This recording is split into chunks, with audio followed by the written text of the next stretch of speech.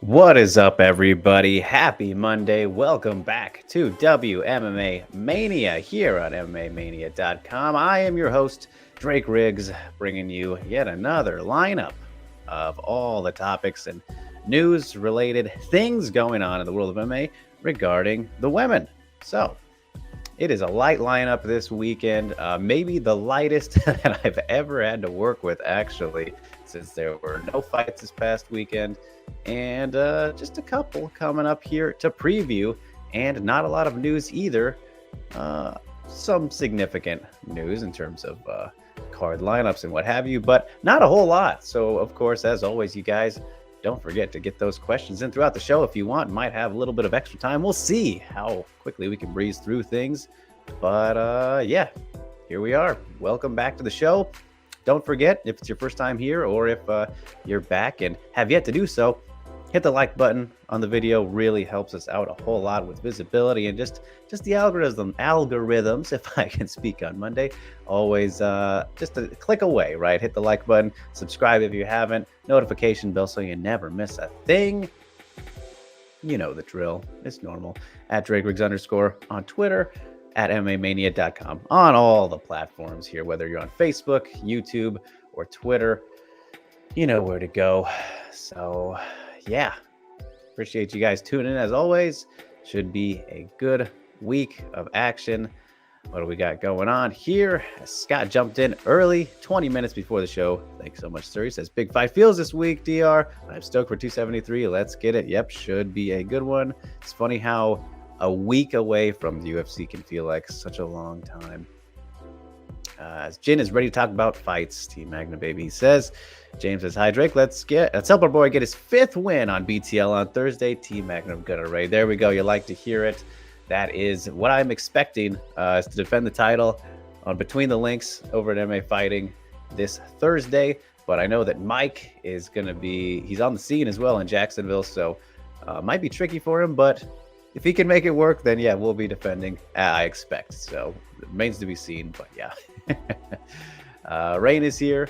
Says, oi, oi, it's the Drake Riggs of interviewing Frank Trigg. It's the Drake Riggs podcast coming to you live on this lovely Monday afternoon. All right. Yes, indeed.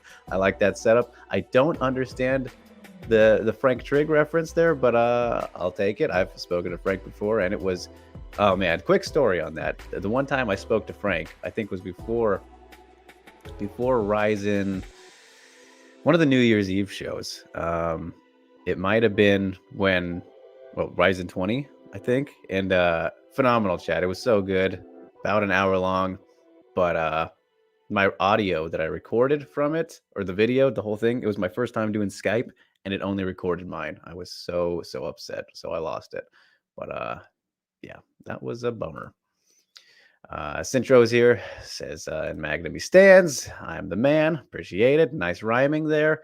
Drew says Drake's opponent on BTL has no chance this week. That's right, you guys. Let's keep the title defenses going, rack them up as much as we can. Alvin is here. Hello, Mr. Riggs. I'm very excited for you to talk about the upcoming fights. I wish all competitors safe travels and great performances indeed. Makoto, good to see you. Jimmy, what is up? James, congrats to Alvin with the mod title. GOAT indeed. As Jimmy asks for a speech. Citro says, why aren't the original mods back, more specifically Ghost? But Alvin is the man. Well, I felt like, it's a reinvention over here, right? So I wanted to do less people and hopefully, change things up to some of the other guys, and hopefully they don't need to do much. That's kind of the goal. So I know I waited a couple weeks until doing some modding, but handling it myself. But it's nice to have some help. But hopefully we won't need the help. Just kind of a refresher, and why not go with the most positive man in the history of mankind? So Alvin was a good one. And congrats to Scott as well for that position. And Moise is here. Good to see you. As he says, Riggs, did not expect to see you, sir. How are you doing? Jin says, yes, make most Ghost. I'm out again. James, too. Alvin is positivity. Goat. Again, hopefully won't need any more. I will definitely add more people if needed. But I think we should be okay. As Alvin says, it is such a privilege to be a mod. I hope to make my predecessors proud, Mr. Phantom, Mr. Kendrick, Mr. Kudo. You gentlemen have laid a nice foundation on the scrap. he says, I hope I can do a good job in following your footsteps and make Mr. Riggs proud. Oh, you always do, Alvin. And I, again, don't think we'll need to worry. Hope not. Knock on wood. I don't have any wood around me. So much for that. What is up, Ghost? And he asks everyone to humbly, respectful towards each other and not attack someone for where they come from or the color of their skin. Of course, goes without saying. He said we should look out for one another and encourage each other because at the end of the day, we are all part of the human race. Bravo to you, Alvin. That is a beautiful way to kick off the show. Thank you so much. I love that. That is great. That is absolutely great. That's Jimmy. That's some applause as well as the Cintro. Chuck is here. Good to see you, sir. Says good afternoon as he salutes. And Rain says, I needed a name that rhymed with your name. Yeah, there. Okay, there you go. I get it. I like it. Well done. It worked out. So, all right, you guys, without further ado, let's get into the show. It is a light load, as I said. Let me see on the banners of what is it? My folders, as they are for the tickers here. It's 9 items, technically 7 topics. So this is one of the smallest lineups that I've ever had. But we're going to start off with the news, and we're going to start off with the biggest bit of news this past weekend, which is the lineup that has been set for Invicta FC 47 on May 11th. And should be Kansas City, Kansas, because they are just stuck there, unfortunately. But hold on, gotta change the screens because it's not as swift of a transition as it once was. But here we are, Invicta FC 47, and this is we're gonna get some of the more heated takes, I guess, out of me right out of the gate here, going from positivity to not positivity, but thoughtful and constructive criticism, we'll say. As much as we love Invicta, Invicta FC 47 is headlined by Emily Ducote, the strawweight champion, defending her title against the former atomweight champion, Alicia Zappitella. Let's go down the rest of the card first before we get into that. Courtney King, Chelsea Chandler in the co-main event. Interesting choice for co-main events, but good to see Chelsea Chandler back. She is a very good featherweight prospect. Lindsay Van Zant, Jillian DeCourcy, rematch from their amateur fight. I believe it was amateur. Good to see Jillian back as well. Lindsay Van Zant, always super fun to watch. Should have a win over Zappitella, I believe, and maybe some others. Lindsay, always a good time. And Jillian, just happy to see her getting back in there. And you know what, guys? I'll tell you this as well. I'm planning on having Jillian on as a guest host with me, but obviously Fight Camp has conflicted with that, but we still might be able to make it happen before the fight, which would be really cool. But either way, I promise you one day we will have Jillian DeCourcy here on the show as a guest host. So that is something I'm working on at the moment. Lisa, and speaking of former guest hosts, Serena De Jesus is back. So that's exciting to see it. She takes on Lisa Versosa, the Battle Angel, here out of my neck of the woods, Vancouver, Washington. That should be a banger. Janae Samranjan is back, taking on Liana Perosin, another good one. And then kicking things off, Jennifer Chang and Alyssa Lenduska. So this card is actually pretty nice top to bottom. I like it. Nothing wrong here in terms of fun. I think everything will deliver, except for perhaps the main event, which let's get into the problems that I have with this, because first of all, I'm happy to see Emily Ducote fight, no matter who it's against, but I just don't understand. I guess I understand. I just strongly disagree with Alicia Zappitella getting an instant title shot in her strawweight debut, especially after a loss, a one-sided loss that she did not win a single round in that rematch with Jessica Del Boni, and then should have lost the fight before that. And as I mentioned, the Lindsay Van Zant one in there as well. In my opinion, Alicia Zappitella should be like, 7-6-ish if you look at some of those losses that should have been wins. And then aside from all that stuff, she's just naturally super small. You know, she's half pint for a reason.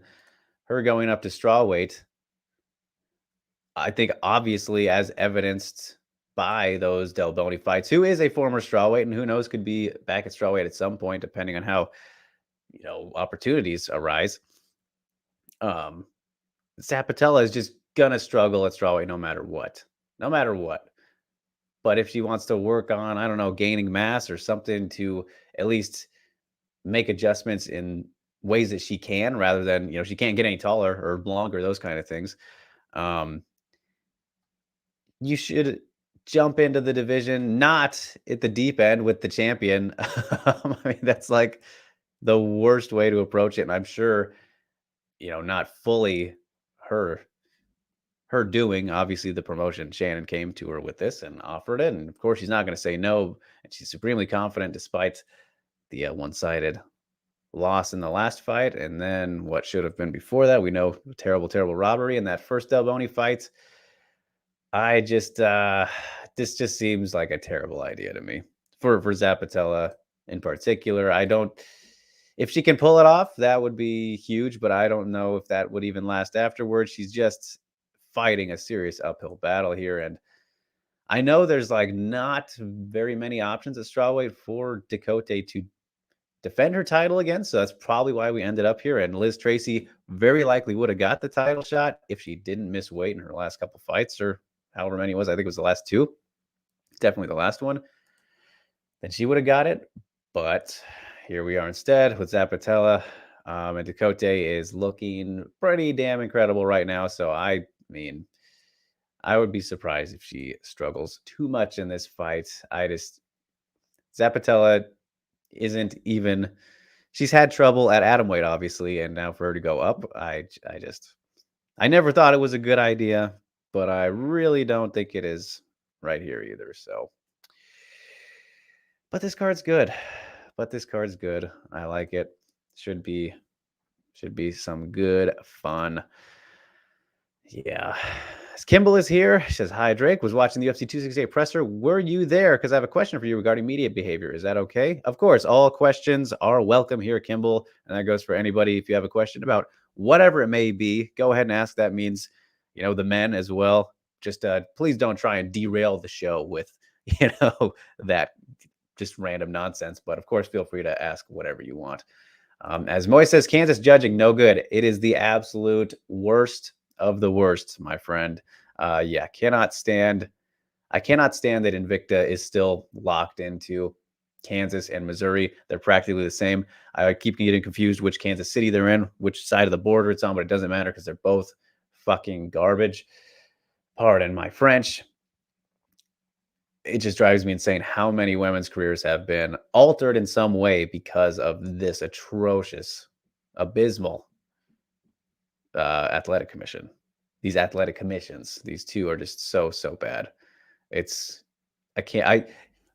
Don't get me started, man. You got me rolling here. Everybody should know, if they know me, that I cannot stand the Kansas and Missouri athletic commissions. When it comes to referees, judges, all of it, it's all terrible. The only good thing they got going is open scoring, and they can't even get that right, as they were giving people the wrong numbers in the last event. So, Jesus, what are you going to do? It's Craig is here. Good to see you, Craig. How are you? As James says, how big of an accomplishment is winning an Invicta belt? Does that make you elite? Well, James, I think if you look at the history of who has won the title, much, much more often than not, the track record there is very, very good out of what has ended up happening with people. And I mean, with Dakota, for example, right here, I think she has proven to be an elite. I mean, she's looking like one with these recent performances. Knocked out Moranjan, who's also on this card. Knocked out Daniel Taylor. I mean, she looks great. And in my personal rankings, I think I have her at about 15 in the world right now. I mean, she's looking pretty good at strawweight. But of course, there are some outliers. Like, not everyone's going to end up going on to do great things. I mean, if you look at the atomweight division, I mean, Zapatella, like I said, honestly, I've just always been honest about it. I've never been super impressed with her, and think that she's lost some fights that she ended up getting the judges in her favor for whatever reasons. If you were to make that comparison. But I think if you look at the entire history of Invicta, I mean, yeah, really, if you just look at the champions, Vanessa Porto, Karina Rodriguez now at flyweight. Obviously still kind of to be determined there. Kanako was strawweight champ. Ayaka was in the atomweight champ. Michelle Waterson at a time, Jessica Penne, we know what they went to do. Like, obviously, that's the time is kind of all over the place. But yeah, typically I would say so. It's not always going to be 100%, but yeah. As Moy says, Dakota gets a sub. Lessons learned from the Murata fight will be key. Um, I don't know, man. I think knockout. If I was to make a pick or how I imagine it go, I think she'll piece her up. She'll be able to defend the takedowns, no problem. I think that Zapatella is just going to struggle mightily, and it's a terrible matchup. I really think this is just like going from one terrible matchup with Del Boni to another. I don't. I think it'll look very similar, except Dakota will be able to finish her because I think she has obviously more power and precision, perhaps, to land knockouts than Del Boni does, and the extra weight, of course. She's fought at flyweight before and doing things at strawweight, so I think she will finish via knockout. If I was to do an early prediction, as Ghost asks, what can Zapatella do differently on a technical level to make her successful? She can't catch kicks and circles all day, getting her legs chewed up. Right.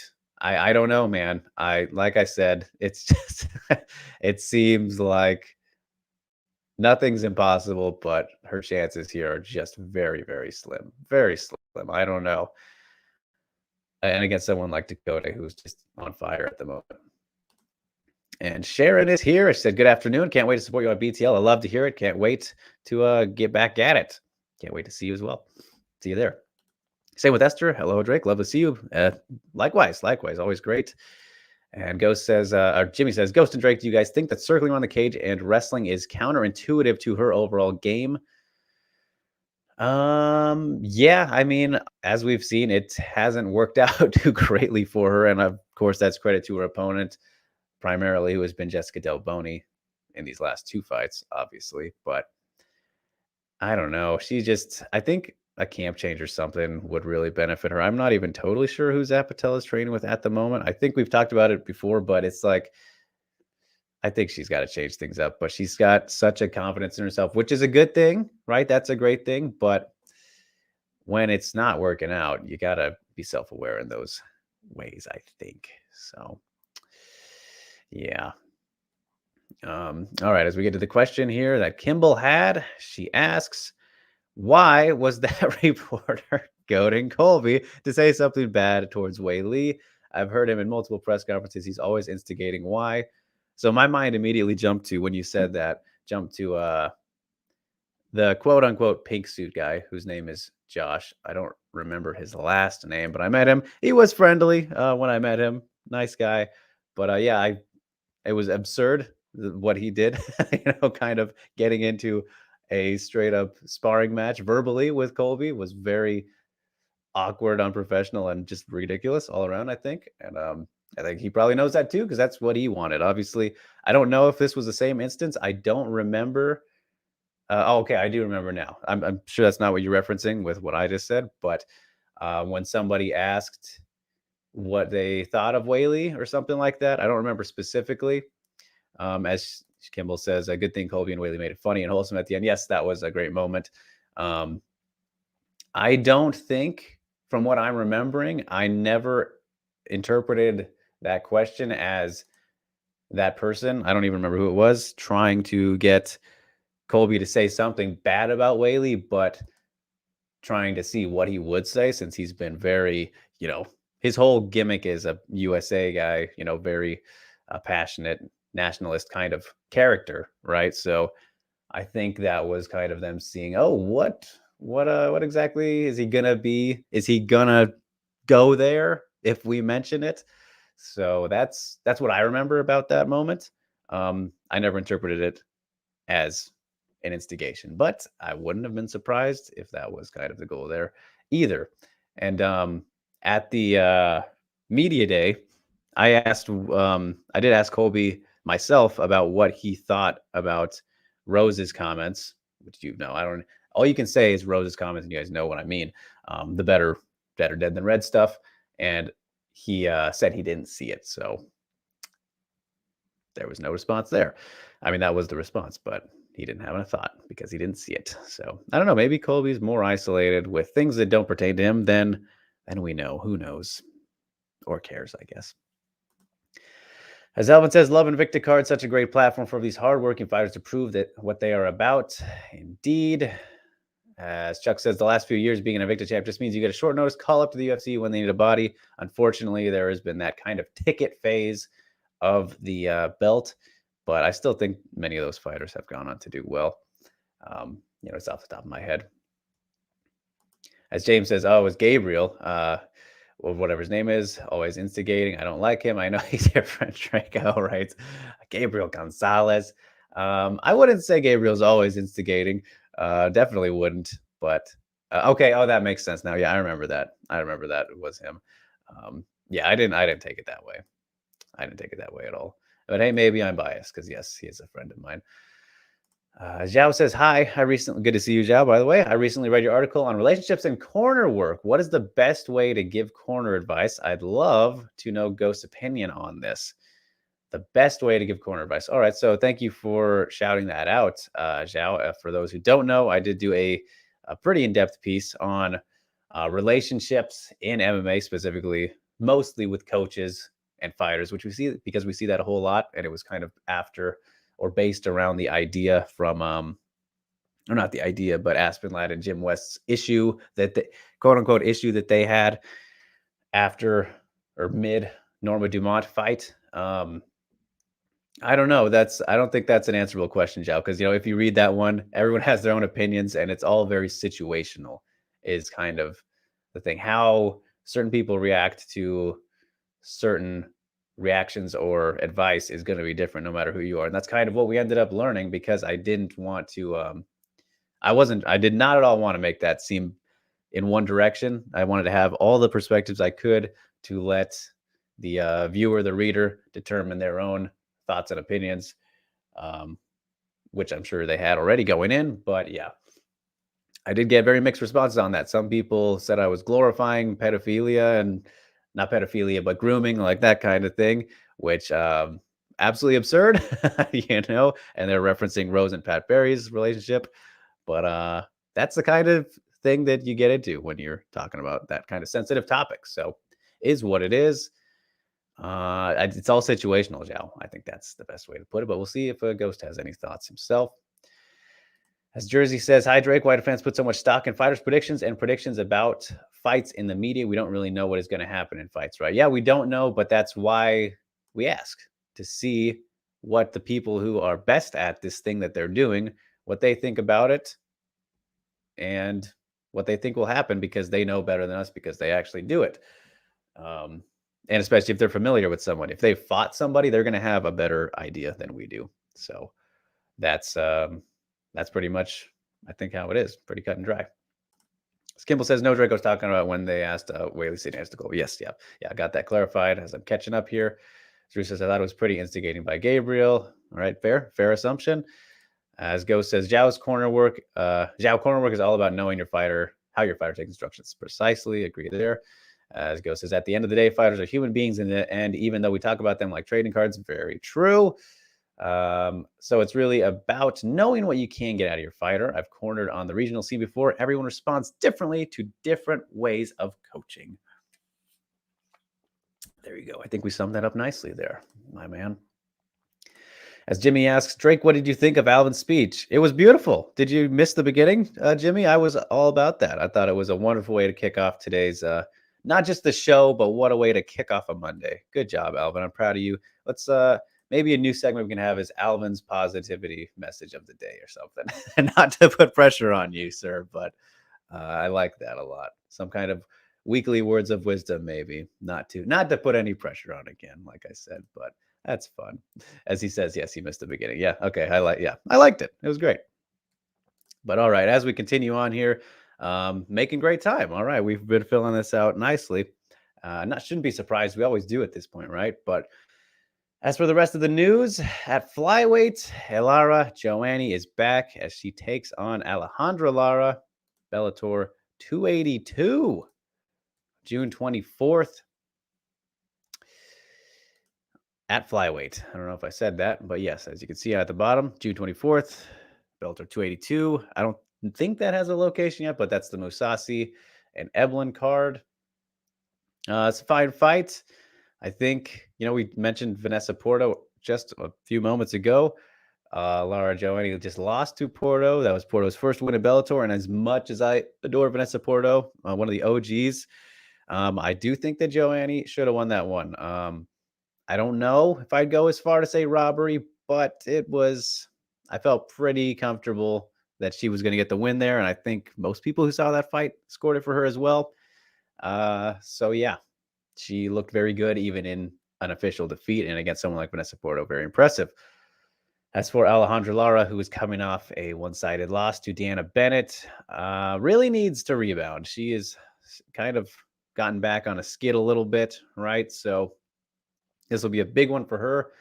And when you look at the styles clash, I think it's going to be another tough one because Lara really needs to work on her grappling defense. That has begun to plague her. I mean, in all of her losses, if she loses, it's because it went to the ground, right?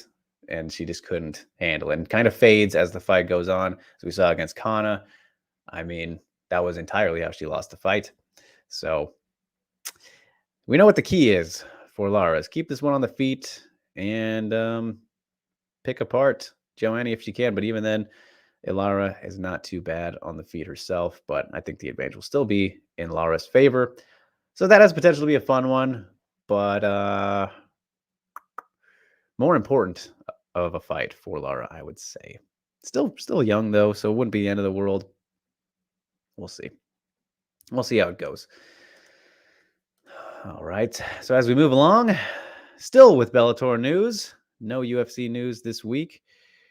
Not a lot of news in general, like I said. So at Featherweight, coming up this month, Janae Harding is taking on Diana Silva, April 23rd, Honolulu, Hawaii. Good to see Janae Harding back as she takes on Diana Silva, who has fought the two toughest opponents she possibly could have fought in the start of her Bellator career without fighting the champion in Chris Cyborg. I mean, so here's a fair step down. No offense whatsoever to Janae Harding, but Diana Silva opened with Julia Budd and then Arlene Blanco and got finished by Blanco the last time out, obviously. So yeah, that was a very tough way to make your start of your career at a new promotion. But here she is taking on Janae, who I believe we haven't seen Janae since the Leah McCourt loss. And that was one where she was looking good on the feet and just kind of got caught with that up kick and then into the triangle. Kind of crazy stuff there.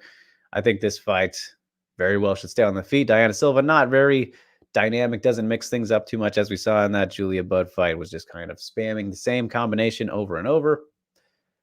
Janae Harding got some good boxing, very crisp, solid on the feet. Has boxed before herself. Don't really see this one going to the ground, but if it does, it'd be from Janae taking it there, as we've seen against Marina Makhnikina. She is able to go there and can have success. Just kind of got caught again, like I said, against Leah McCourt in that one from the up kick that kind of rocked her, and then she fell into the triangle. So I think Janae is improving everywhere and is more well-rounded than Silva from what we've seen, but obviously she's her best on the feet as well. So this should be a fun one on the feet in Hawaii. So yeah. There we go. For the news, that's all we got this week. You guys, just a couple bits there as we bring back that guy.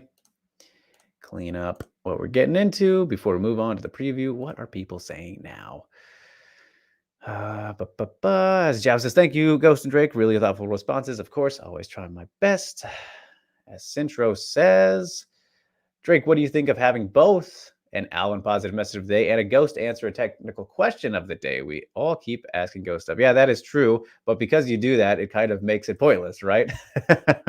Unless we were to do something where, I don't know, since I haven't, for some reason, I didn't even think about doing mailbag for this show, but considering the time constraints that I've kind of limiting myself to now, I don't even know if we should do that unless we picked out a couple of the best ones or whatever. Maybe we can do something like that for this idea that you have, but I don't know. If you keep asking Ghost random questions in here that he will answer, then it seems pointless to me, but hey, we can always talk and come up with something.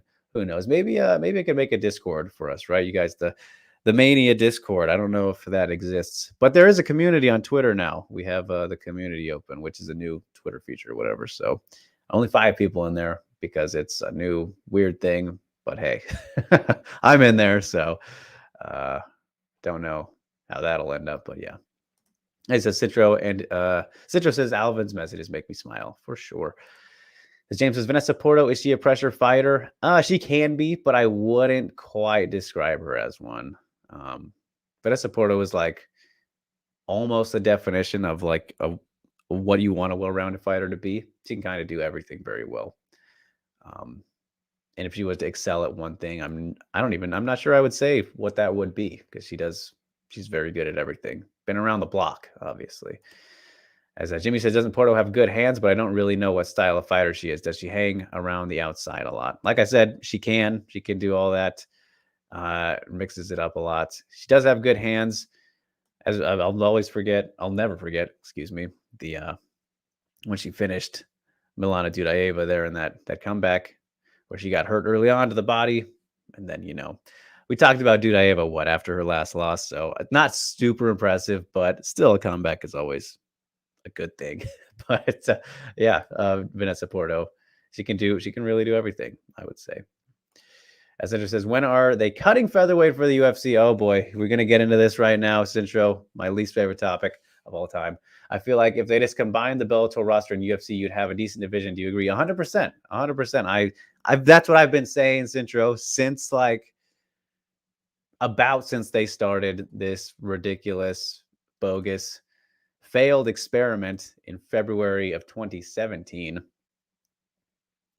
Just let Bellator have them all. You already missed the boat. You lost UFC. You lost the featherweight sweepstakes, as you could say. They have everybody, and not even everyone. They've cut some people last year. Remember that? And we were kind of confused about it. Olga Rubin went off. Jesse Mile's gone now. Some interesting moves, as we've seen for a while, but they just let them have it. They already do have it. You can't say Bellator doesn't have the best featherweight division. That's just a fact. There's not a lot of them, and then PFL is snagging some of them up and making them fight 10 pounds heavier because of Kayla. Just that whole heavyweight class, that one combined smudge of weight for the women is just it's so stressful for me to even think about. But I think that they'll get rid of it no matter what once Nunes doesn't have that belt anymore. And even then, I'm worried about it. But there's no point. There hasn't been a point aside from marketing somebody as a champ and giving Nunes that double champ, I guess. So that's literally the only reason. As Ruth says, how do you define a dynamic striker? So a dynamic striker is somebody who, let's see, let me try to think of an example.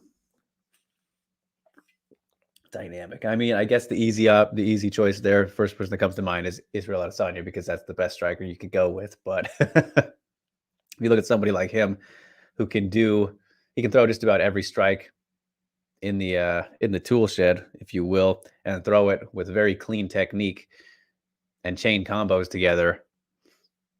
I mean, I don't know. I feel like I'm just describing an overall good striker in that way.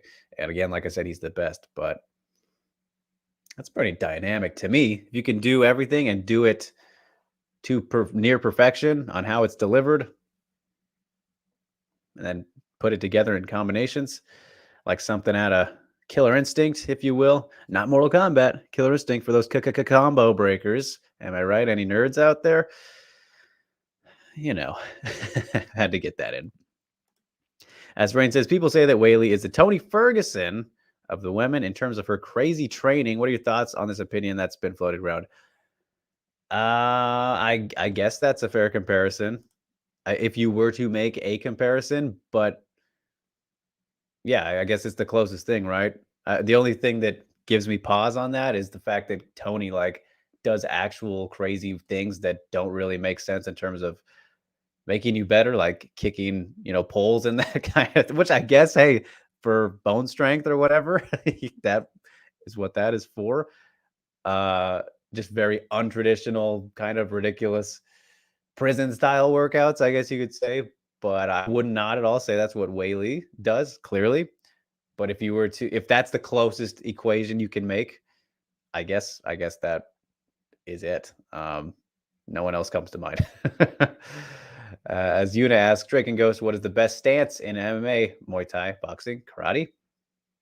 As Ghost gives the response right away, says, Yuna, your fighting stance is a dynamic thing. There is no good stance. You are constantly changing positions in a fight, so you are never in a static stance. Stance is always dynamic. Got to be able to change it up as best as you can. Of course, stance switching, always a good thing. Keep your opponents off guard. As Jersey says, he has a technical question. What do you guys believe is good head movement in MMA? All right, so something we've kind of talked about many a time. Let's go, says Jersey. This one is easy ear to ear with hip counter movement for balance. That's from working with Eddie Cha for a week. If your head movement is shoulder line to shoulder line, you can get head kicked. All right. And no problem, Yuna. As Chuck says, half of Bellator's featherweights would be fighting at bantamweight and other promotions.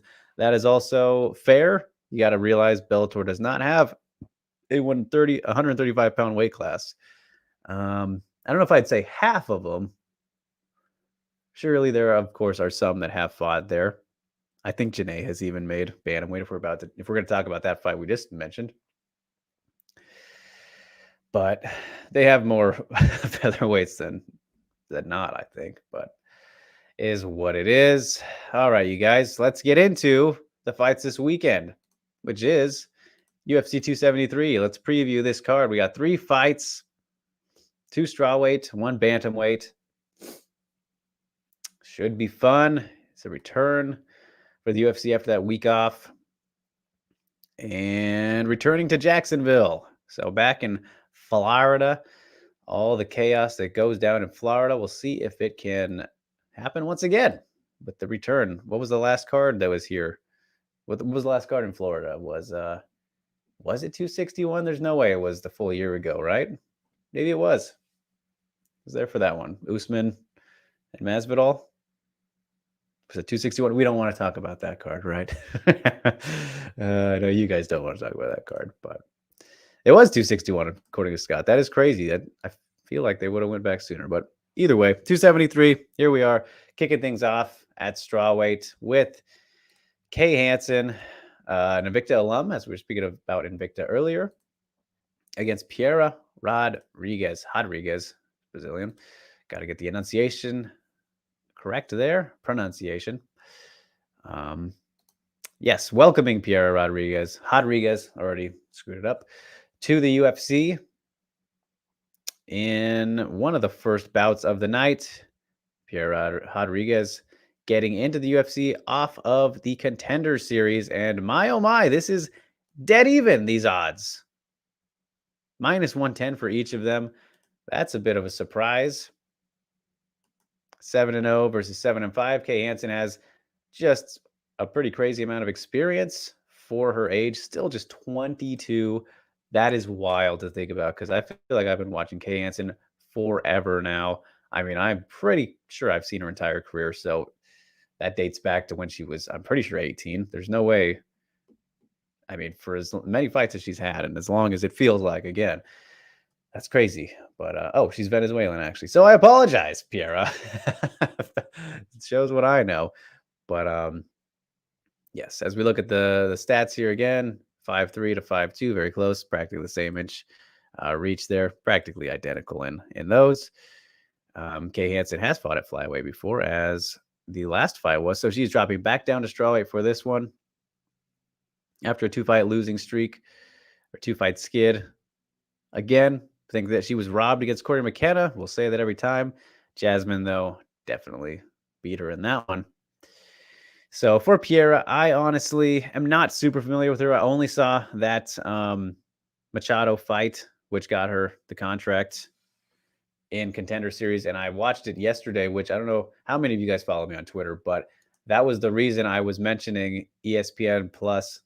And if you can rewatch Contender Series on there, because man, the navigation and search system is just dreadful. It is so terrible. I I thought there was no way to watch. I couldn't find it until Pat kind of helped me a little bit. Just really have to search like through the schedule. It's terrible. ESPN Plus, you gotta fix your navigation for fights and whatnot. So that was difficult to find, but I ended up finding it. And yeah, Pierre looked solid in that fight. Nothing crazy. Again, we know the Contender Series, they have been bringing in people who are definitely green, as we saw. Speaking of Corey McKenna, I mean, these fighters are all in the same boat. Even with Kay Hansen, someone who I was afraid despite the experience that she had, was maybe brought in still too soon from Invicta. I think you could probably still make that argument now, considering how the Jasovicius fight went. Even after the Jin win, which was a good one, admittedly. But for Pierre here, she didn't do anything that blew me away. She had very good timing, I thought, on her strikes. Not necessarily countering, but landing when I guess you could say it was countering, I suppose, but her timing on landing shots against Machado when she was firing back, and had some power to him, had some pop. Didn't do anything too crazy with her grappling. Got things to the ground in the third round, and kind of laid on Machado from there. Didn't do too much, but it was a decent performance. She got hit plenty herself, but I don't know. It's just like, if you're trying to get in the UFC, I feel like we need a little bit more than that. And she was defending some grappling exchanges of her own, but didn't seem like anything that Kay Hansen won't be able to not pull off, if that makes sense. I think Kay Hansen, if she kind of goes to the well, which is her wrestling game, should be able to get Rodriguez down. And especially with her back against the wall like this, she might feel like she needs it because, hey, 22 years old, they could get rid of you. You can come back eventually because of how young you are. Continue to rack up experience. Invicta would take her in a heartbeat, take her back. But yeah, on the feet, this should probably be pretty competitive. I don't think Kay should have too much trouble. I mean, I don't think she'll be able to outstrike her handily or anything like that, but I did like, again, Pierre's timing was pretty solid, and I don't think Kay will provide anything much trickier than Machado did. So that's kind of the line of thinking there. But if she mixes in her wrestling, then she's going to have success, I would assume. And that's what I expect. So Kay Hansen needs to go for just try and wrestle. Not majorly in this one, but that should be the main path or attack for her, I would say. So always enjoy watching Kay Hansen fight, though. But I just feel like we are rushing things, even though, again, she has been fighting for, feels like, a very good while. Just 22. We don't need to get crazy. We don't need to get crazy here, UFC. And we're maybe doing that with everybody these days. So, yeah. As Melanie is here, hi, good afternoon. Good to see you. Would it be okay to ask about a previous fight that I rewatched recently and ask about something technical? Always, Melanie, go for it. As James says, 261, one of the two pay-per-views that I paid for. Sorry, says I paid for that one, 248, 268. There you go. Supporting the fighter. Scott says Hansen needs to bounce back with a finish, but I got Hansen by decision. I think she could get a finish in this one. I do. I think if she can wear on Pierre, again, like if she imposes her wrestling, just really grinds her out, I could see her finishing her there. I don't even say Pierre slowed down necessarily as the fight went on, but or like significantly. I think she slowed down a little bit, but that wasn't from being too heavily tested the way that Kay Hansen can. Or you could confuse me there, Scott. You said Hansen, you mean? Oh, just the spelling, perhaps. And Ghost asking what Rodriguez does. I kind of described it there. As Jimmy says, what's your opinion on Hansen thinking she's ready for the top 5 girls right now? She said that in 2020. That's some confidence. That's some Zapatella level confidence. We'll leave it there. That's objectively false, though. UFC 261, no, says Citro. I paid for that just for the Whaley. She looked sharp and so sharp until the head kick. That is true. Citro says 261 was a political hot mess, and after. Yeah, kind of was. As Melanie says, I was watching UFC 268, Rose versus Weili 2, and saw a moment in the second round where Rose threw a high kick that knocked Weili out. Oh, through. Okay, yeah. In 261, but instead Weili caught the kick and forced a takedown. Yep, I remember that. That was a great moment. Kind of followed Rose to the ground there. Is it good that Weili can correct her mistakes and create offense off that? I haven't really seen fighters make such adjustments like that. Yeah, I mean, it worked. It worked, right, Melanie? Like, I think you answered your own question there.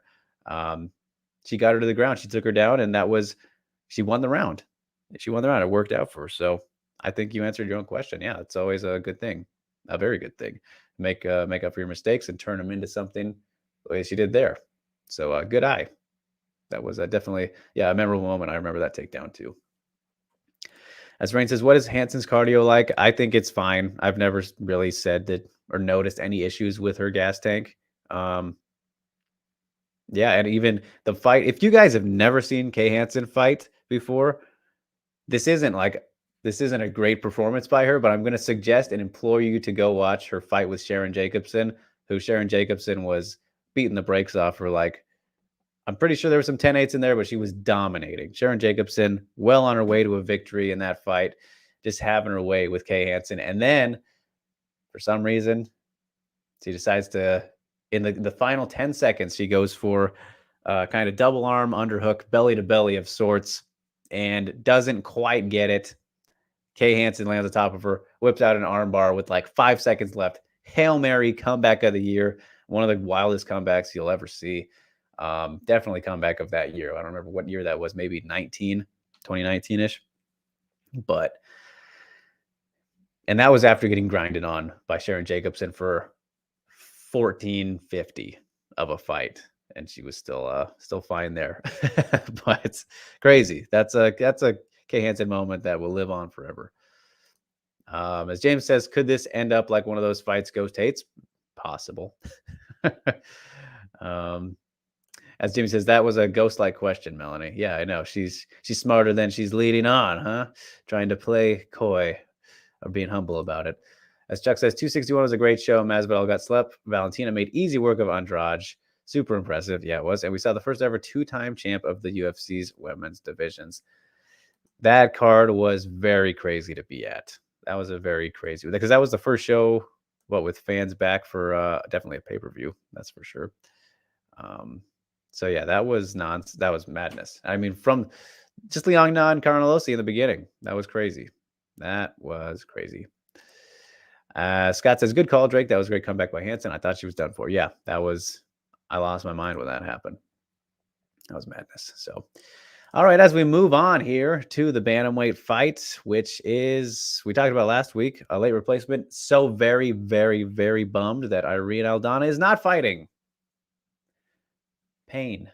But instead, Rocky P comes to save the day as she takes on Aspen Ladd, who, you want to talk about featherweight and problems and nonsense, you kind of have to mention that kind of thing when it comes to Aspen Ladd, who has just continually struggled with these weight issues surrounding 135.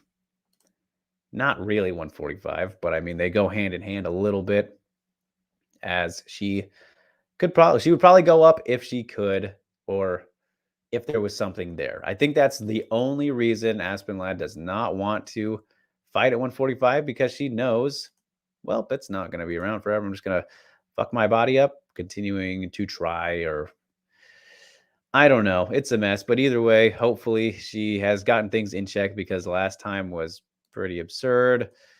And Rocky, here's the interesting part about this, or the worry, I suppose, is that hopefully Rocky comes in. This isn't featherweight, is it? They didn't change it. Still a bantamweight, right? According to Tapology, still a bantamweight. Hopefully Pennington comes in and is fine to make weight. That's kind of another thing we should worry about now as well. Because it's short notice for her. Don't know how ready she's been and whatnot. But as you can see here, Aspen Ladd is the slight underdog, plus 140. And I tell you what, maybe a fight ago, take away each of their last fights, This is not the case. This is probably, I bet Aspen Ladd would be like a minus 200 at least favorite if this fight happened before each of their last fights. But here we are with Pennington as the favorite, which is fair, which is very fair because Aspen Ladd, objectively, again, she did not look very good against Norma Dumont, and Norma Dumont, very talented. Great. I thought that was a fine, solid performance. Great game plan from Norma in that fight. You guys know, love me some Norma. And then Raquel Pennington, she's rolling again, you guys. 3-fight winning streak. How about that? Clinch war for the ages against Marion Renault. A little bit of an over-exaggeration there, but it was a very clinch-heavy fight. Got the win, then takes out Panny in a very good close fight as well. That was a brawl. Snaps Panny's winning streak. And then finishes Macy in a wild one her last time out with that guillotine. That was at 145 because of some kind of change up there. I don't remember who was going in where. I think it was Chasson was the replacement for, I don't remember who, but great win. Her first finish in I don't even know how long, maybe ever. Rocky P, not much of a finisher, but she's turning things around, man. Going from gatekeeper to, I mean, still kind of a gatekeeper, but she's looking very good lately. So Pennington in this one, I mean, here's the thing with Aspen. We know she's very good, very strong on the ground, very good wrestler, and some of the most ferocious, probably maybe the most ferocious ground and pound in the division. Like, if we're being honest, she historically finishes everybody on the ground. And the person that she hasn't, Sijara Eubanks, black belt herself, very talented grappler. If you remember that rematch, because they did fight in Invicta as well. Sijara was winning on the feet there. Aspen just not, her striking still has kind of a ways to go. And we remember getting iced by GDR, of course, but that's GDR. It's going to happen. Raquel is definitely going to have the advantages here in the striking. And reach is actually, I always feel like Aspen Ladd has a super short reach. That's just like how she kind of fights when on the feet. It just she feels short with her arms and strikes. Punches specifically, of course. Doesn't throw too many kicks. Rocky P, she can fight from distance. Definitely fight in dirty box you up, as we've seen many a time. Get those knees, what have you. And then pretty solid takedown defense, and that's going to need to be on point here because I think that might be Aspen's only way to win this fight is to get Pennington to the ground, and that's assuming she comes in without depleting herself to a degree that she can't perform, because that has been maybe her biggest issue so far, aside from not being able to pull the trigger whatsoever against Norma Dumont until maybe later on in that fight. Still didn't really matter. So I think the odds are pretty fair here. Raquel, more paths to victory in this one. Less likelihood of her finishing than I would say Aspen, but every fight starts standing, and that is where Rocky will do her damage. So, as Go says, Irene Aldana throws the right hand to the body, so I'm a fan. Well, you can't not be. Irene is the best. I adore that woman. As Rain says, any body shot for Ghost is a good thing. You can't go wrong with a good body shot. Scott says, excited for this one. I got Rocky by decision, but I may be underestimating Ladd. It all depends, man. If she comes in clear-headed, kind of motivated from that last loss, if she comes in the way that we have seen her coming before, you know, like you look at the Tanya Evinger fight, for example, she can come in. Well, if that Ladd shows up, she'll probably win this fight. I don't want to say probably because it's this Rocky, man. I feel like this is a new Pennington we're seeing. She is showing kind of a new ferociousness, and I don't want to count her out, but if that Ladd shows up, then she should be favored, is what I'm getting at. But definitely can't sleep on this Pennington. This new Rocky, 3.0 maybe? As James says, seriously, Melanie, that sounded like a ghost question from Twitter mailbag from the original show. Really did. As Una says, what did you think of Norma Dumont's kicks in her win against Aspen Ladd? I felt she looked sharp, but not doing too much. Yeah, no, hey, Una, listen, from the beginning, I've been a big supporter of, or a believer in Norma Dumont pretty much since after the Megan fight, because, of course, she kind of didn't get to show off too much in that one. But since that fight, afterward, with the Ashley Evans Smith fight, I was telling everybody, it's like, yo, guys, why am I the only one that was very impressed with that performance? She looked phenomenal there, and then has continued to look great since then. I think Norma's great, and yeah, her kicks were very nice. She looked very sharp in that fight, but again, like I said, not doing much. And again, as I talked about after that fight happened, everyone hated that fight for obvious reasons. It wasn't the most action packed, but hey, that was a good, smart fight. She didn't need to do more, and of course, you don't necessarily like to see that, but if you don't need to, trying to get the win here, you don't want to lose half your paycheck. So still went out there and fought a smart fight. And I think that was a mature and good performance to see out of Norma, who is still continuing to grow in her career. So could have seen more, like you mentioned, but didn't need to show it. So in this next one with Macy, which she has, which we'll talk about soon enough, and I'm hoping to maybe try and catch up with Norma if we can fit it in before then. Would love to, but yeah, I'm all on the Norma hype train, and it frustrates me again that she's being kind of put in this featherweight spot. But hey, as Makoto says, what do you think of the idea of paying for a pay-per-view but also being able to send money to a fighter on the main card? Because I do that for any Whaley card. I think that's a fantastic idea, Makoto. I don't see why not do that? Why not have that as an option? But the reason for that not being an option is because the UFC wants all the money to themselves. So that is then up to the fighters to, unfortunately, up to the fighters and I guess their management to create some kind of platform where they can be sent money, like you said. Because yeah, there's nothing wrong with that. I mean, it shouldn't have to be that way, right? They should get paid enough as is, but unfortunately, not the world we're working with when it comes to UFC. Scott says, for sure, lads, weigh-in will be the most watched weigh-in on Friday. Big time drama show. Yes, that it will be. That it always is. And I just feel like this will be a very big, important one for her to show us that she has understood the issues, because every time before this, I feel like it's just been like one in one ear, out the other. So this is going to be very important for her to show us that she's taking it seriously now, because until anything changes with camp and whatnot, which she hasn't done, it's hard to trust that. So, yeah. As Esther says, should Aspen take this ground? 100%. As I mentioned, she is probably the best, has the best ground and pound in the entire division. And I mean, among most women, if we're going to be honest, Aspen Ladd really beats people up on the ground. She undeniably should take this there. Rocky is going to have the advantages on the feet, I think, mostly everywhere. Can strike from range, can strike in tight, like I said. Good clinch work, dirty boxing, all that kind of stuff. Yeah, if Aspen wants to win, she's got to get this to the ground. Has to. She has to. As Jen asks, what is Ladd's best takedown? That is a good question. I think, I feel like I haven't seen her hit anything for a while, because she has been out for a while before the Norma fight, right? That was her first fight back in so long. But in terms of her best takedown, I feel like we see her kind of drag people from the cage wall a lot.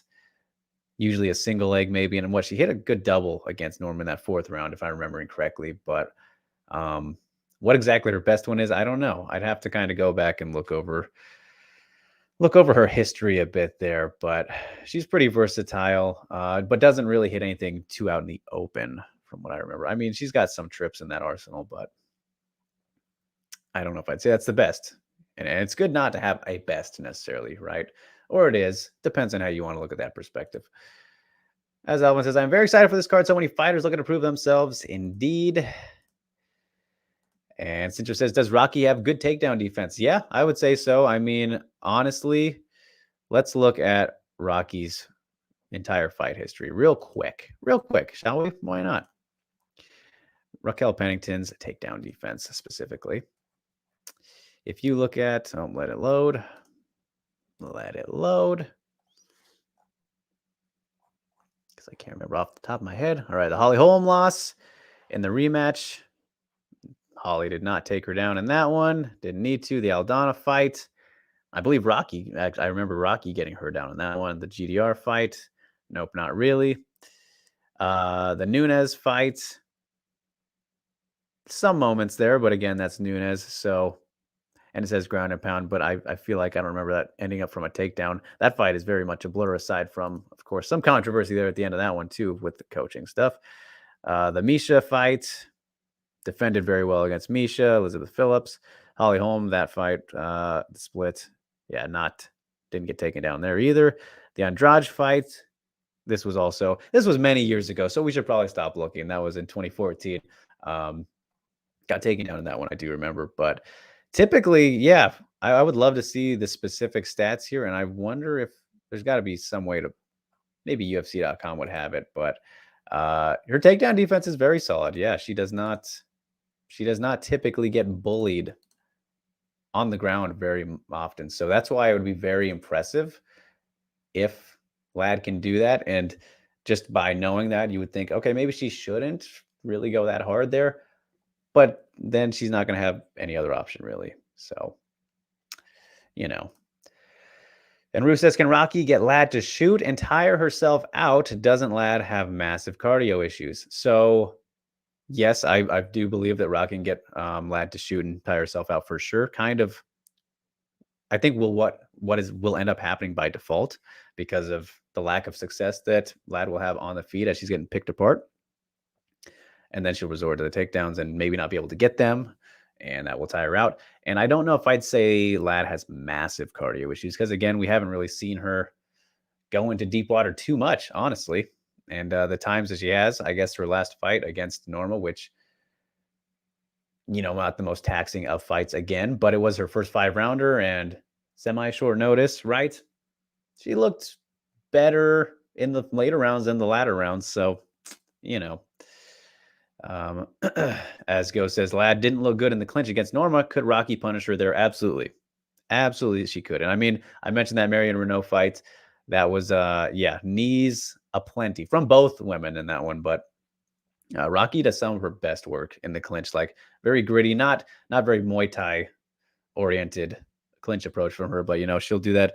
I said the dirty boxing. She'll sneak him in there. Randy Couture style and plenty of knees. So, yeah, I think Rocky can definitely do some damage there. No doubt about it. And Mary says, hello, Drake. I do not really have a question, but I want to wish you in the chat well. I appreciate it so much, Mary. Happy Monday. Thanks so much for tuning in. Great to see you. As James says, so who is playing the pressure fighter and who will be playing the Matador in Ladd versus Rocky? Oh, very clearly, I think, Rocky will be Matador in this one. Yeah, but I mean, I could see her dictating the pace as well. It really depends on what kind of Ladd shows up again. Like if she shows up the way she did against Norma, she's going to be not even playing Matador, but she's going to be getting ran over by the bull. That is Rocky this time around. So, but if she comes in vintage Aspen Ladd style, then she will definitely be playing the bull as well, pressure style. So it's a pretty interesting fight, all things considered. So, but we'll move on from that one as we have one more, and it is on the main card. Before we get there, Citro says, I really like the style where we aren't any predictions and we know what to look for. Yeah, sure, man. Whatever. Man of the people.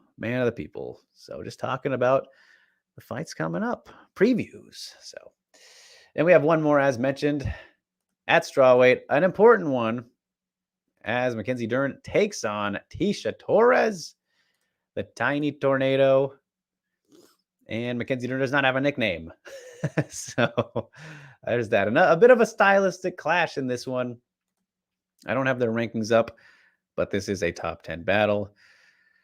Tapology has them 7 and 8, but I mean, they're probably around there in the actual rankings. And what do you look at this? Tasha Torres, the slight favorite. I don't hate it. 120 minus 125 to plus 105, near even. Very close, but I don't hate that at all. I'm fine with that. Of course, Torres against anybody is going to be probably a shorter or length disadvantaged fighter. So 63-inch, 261, 5'4" to 5'1" there. Did I say 61? I feel like I screwed that up, but either way. Yes, Tisha Torres versus Mackenzie Dern. We have contrast in momentum here as Torres was on a 4-fight losing streak. Very crazy to see at the time. Losing to all the best, really. Just a bunch of champs, future champs, maybe. Marina Rodriguez, Whaley. There was a Joanna one. Jessica Andrade she fought. I think those were all 4 of those losses. And then before that, look at who Tisha loses to. Only the best. And Rose, which in that rematch, I think I've said this before. I think that Tisha should have won against Rose. I don't know if I don't want to say robbery. It was very close, but I thought Tisha beat her in that rematch. She beat her in the first fight in Invicta way back in the day. But yeah, those 4 losses were definitely justified. And then since then has been on a roll. 3 fights in a row. Looked phenomenal against the former Brianna Van Buren, former strawweight champion in Invicta, Fortino. Sam Hughes finished her from that doctor stoppage with the eye hematoma, I believe. And then Angela Hill. That was a rematch as well. Got that job done. No problems about it. And Mackenzie Dern coming off the main event loss to Marina Rodriguez, where she just couldn't pull off the submission. And according to her, had a knee injury, but excuses, I don't know. I don't want to say that, but she did say it after the fight all this time later. Who knows? Either way, showed some moments where we know that she's best, so it doesn't tell us too much. And it continued to show us that Mackenzie has a lot to work on with her striking and her takedowns, which I've always said, you know me, that has been her biggest area of weakness, not her striking, which has had flashes of brilliance, not brilliance even, but flashes of improvement. She's always had power, and things have been sharpened up in some instances. Which fight was it? Right here we had, the Jandiroba fight. That was the one where she looked much sharper, obviously, and kind of won there. And that one was very close too. I'd argue that one was Varena's, as much as I love Verena too, so slightly biased. The Nina Nunes fight, though, that is when it reverted, and she went back to kind of sloppily pursuing recklessly and chin up, just throwing bombs, looking to land whatever she could. So it's very weird how she went from a very solid, decent striking performance there, at least better than what we'd ever seen from her against Verena, technique-wise, to reverting back to the old tricks. And then same thing against Marina, which terrible to do against Marina, and still just has yet to figure out how to properly pull off any takedowns, really. Typically, she will just drag opponents to the ground, which has worked. Couldn't make it work against Marina to the effect of finishing things, but she did hit a nice single against the cage, kind of inside trip, if I'm remembering correctly, against Nina. But that's like the best takedown she's ever hit, and the only one probably. So against Torres, she's gonna need to get a hold of her, first of all. And Tisha Torres, one of the fastest fighters in the division. I don't know if I'd say she's the fast, but moves very well, of course. Great kicks, snappy kicks, will go up high. And we know that, as evidenced from that Marina fight, unless Mackenzie has intertwined catching kicks with her game plan and kind of style now, she's not going to be catching any Torres kicks, when Marina was teeping her up for many a time in that fight. Not as many as we typically see from Marina, but we saw plenty of teeps, and Mackenzie did not catch them at all. Some leg kicks. I mean, Tisha throws all sorts of kicks, so I think she'll be working those, unless she's afraid, but she shouldn't be, because, again, we typically don't see Mackenzie catch those kind of things.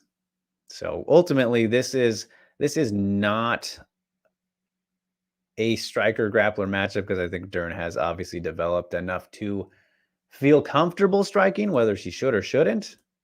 But she just really simply needs to get a hold of Torres, while Torres, I mean, it's the case with everybody. Everyone who fights Mackenzie Dern should not let her get a hold of her, even though she isn't great at taking you down.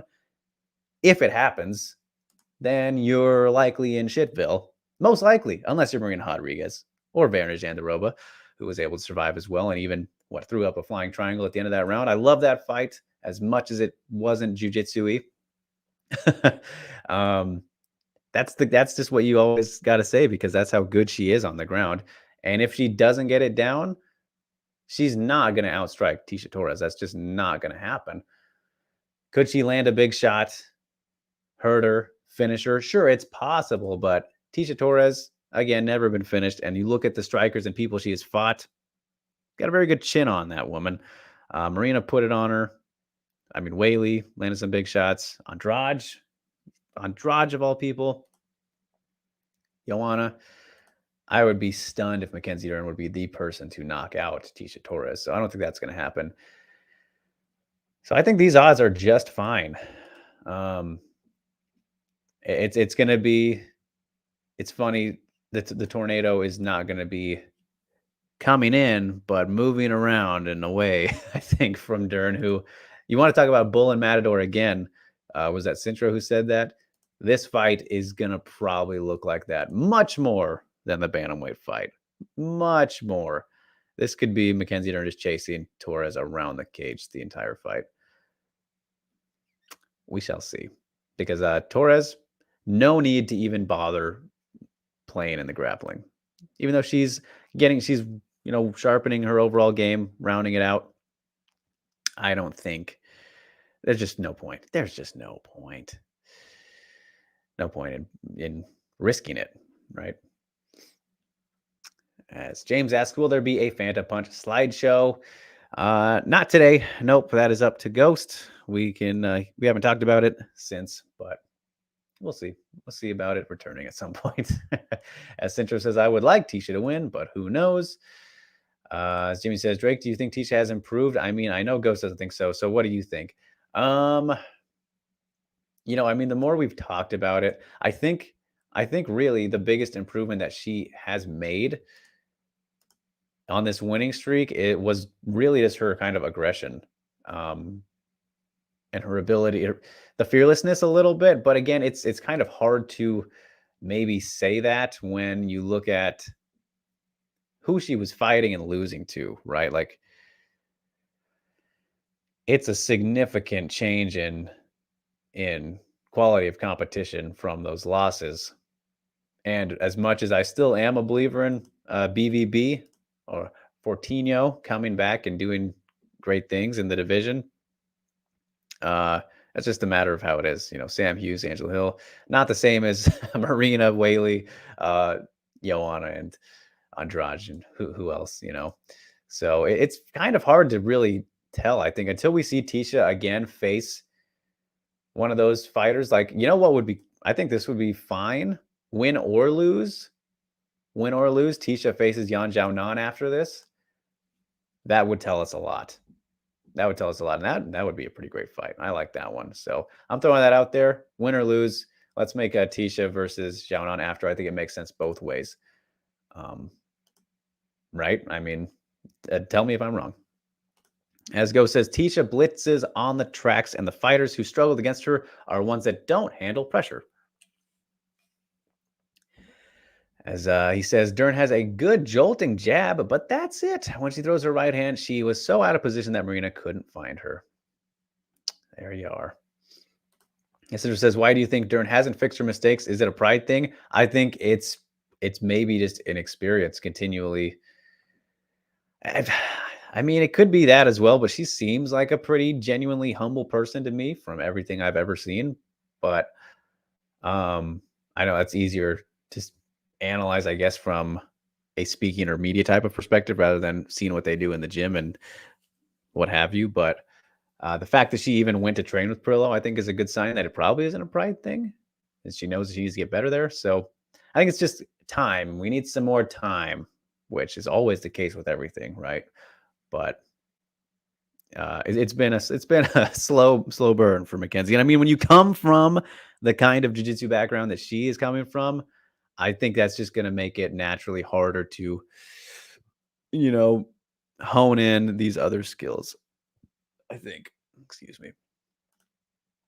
And Scott says, Durrant has some wicked submissions. Love watching her fight. The takedown is her Achilles heel. Yep. It's just, imagine if she had just really just pick one takedown. Doesn't matter which one. If she could do that, better. Like if she was unstoppable at that, then she would be unstoppable overall because she would just take down and submit everybody. She would be undefeated. Still, there would be no issue. She would have finished Marina, not early probably because we saw that, but she would have finished Marina because she would have taken her down every round. And she didn't do that because she can't take down. But if she could, is what I'm saying, then she would have just had all that time to eventually find a submission. As Jen says, I feel like Tisha is hard to take down in the first place. Do you agree, Drake? Yes. Yeah. Historically, I think she has definitely been difficult to take her down. I mean, if you look at who has taken her down, it was just Andrade and Whaley, right? Recently. Again, it's just so hard to get a hold of her despite being so small.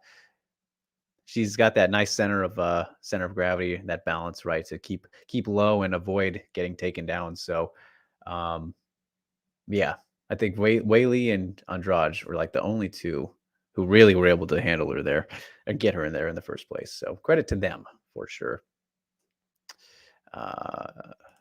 As James asked, can Durrant catch kicks? Nope, as we addressed earlier. As Scott says, I'm taking Durrant by KO sub at plus 200 in the first round as my long shot pick of the week, but I'm not confident in it. Hey, I mean, it's kind of like, why not throw it down with that number? Why not, Scott? So I hear you. That's why it's a long shot. Yeah, I would.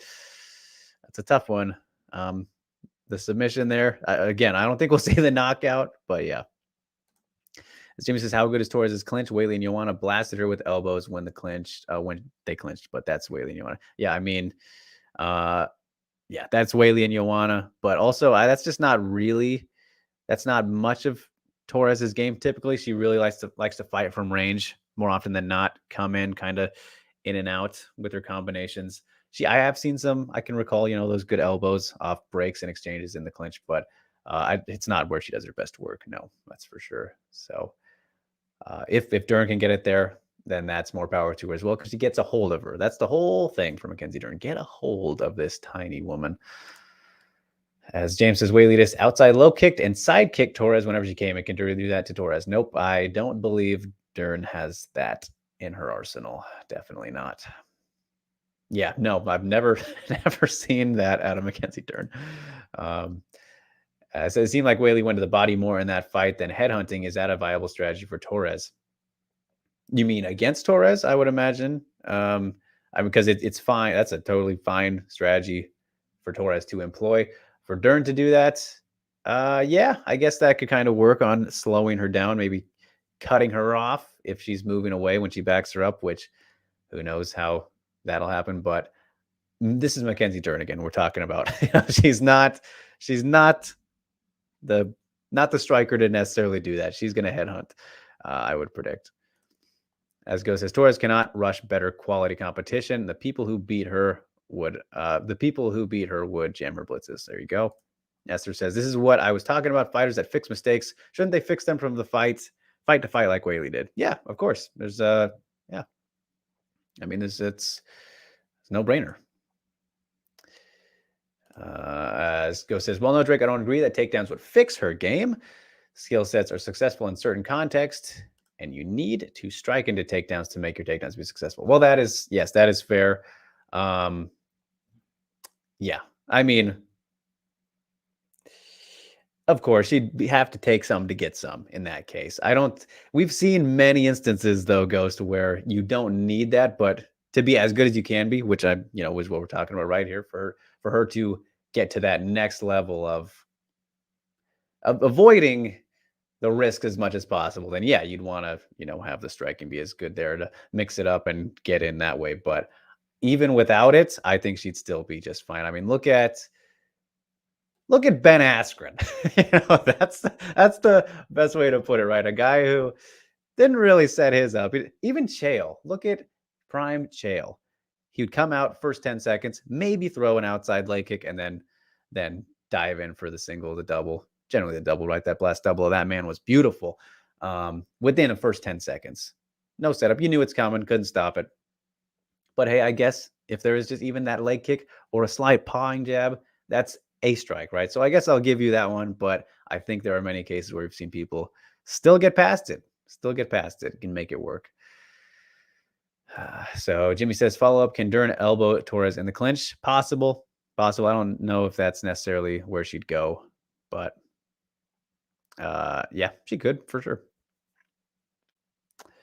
Let's go. Says, here's an example. Gilbert Burns is the best example. Strikes into takedowns and is a top welterweight. Yeah. Gilbert is quite good at that for sure.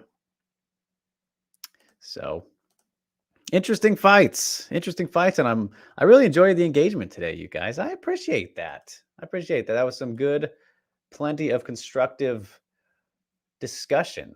Lots to like about these fights. Lots of good energy. I appreciate you guys. Thank you so much for that. So that was UFC 273. 3 fights, 2 at strawweight, 1 at bantamweight.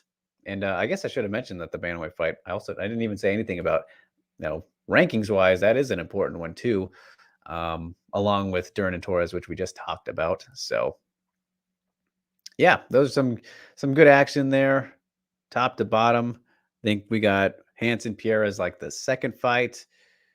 Ladd and Pennington is on the second prelim portion, and then Mackenzie, Durrant, and Torres is on the main card. So we got them spread out pretty evenly throughout the night. Should be good in Jacksonville. Good fun there. So yeah, looking forward to it. As James says, if Tisha wins, should she rematch Weili? Well, as I just mentioned during that discussion, I think the Xiaonan one is the one to go with.